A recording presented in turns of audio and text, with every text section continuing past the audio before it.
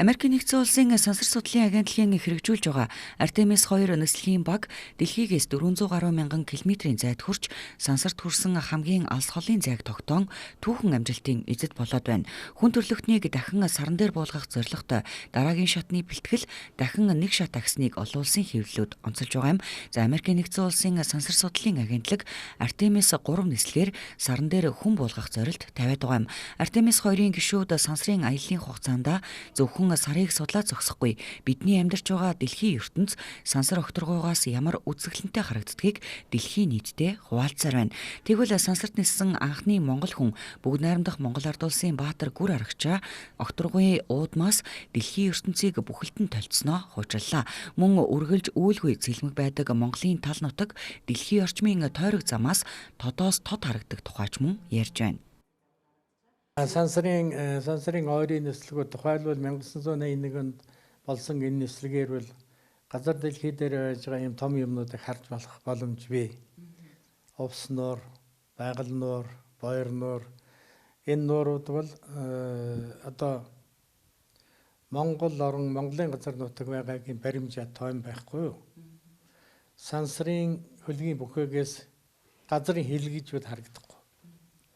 Бид одоо Монгол орноо одоо нэг дуулдаг дуу дэлгэсэн тэрлэг шиг ийм одоо хэлбэртэй ингэж зүрх сэтгэлдээ тарих толгойдон боддог боловч сансрын тойрог замд гарахад их дэлхий бол одоо ганцхан өнгөөр бол ганцхан хэлбэрээр ямар нэгэн хэл хязгаар байхгүй ийм л харагддаг. Хэл хязгаар гэдгийг хүмүүс өөрсдөө л одоо бий болгосон ийм зүйл. Уул нь бол газар дэлхий гэдэг бол одоо дээр нь амьдарч байгаа, дээр нь сууж байгаа гэж хэлэх юм уу? Энэ 8 тэрбум хүний бүгдийн л одоо орон гэр, нэг л дулаан үлгий гэж ингэж ойлгох хэрэгтэй байдаг л да. Тийм ч учраас одоо газар дэлхийг хайрлах, хамгаалах, өнгө үзмжийг алдагдуулахгүй байх.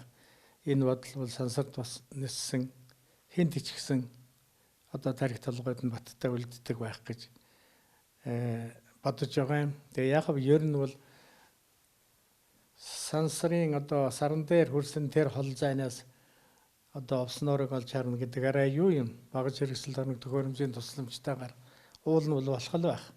Гэхдээ энэ одоо дэлхийн орчмын тойрог замд нисж байхдаа авсан зураг хөрөг харсан ярьсан юмнууд бас мэдээж хэрэг энэ том нуурууд, том нуроонууд, Алтай улс, Хинтийн улс эднүүд бол одоо бүлгэрч ялгарч харагддаг л да.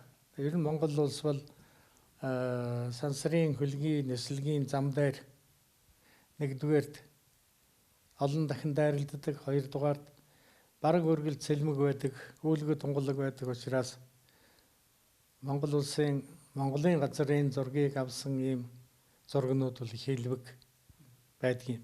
Зөвхөн хиймэл дагуулаас ч аваа зогсохгүй одоо сансрын нисгчид сонирхож зураг хөргийг авч үлдээсэн баримтууд бол их олон байдаг юм аа.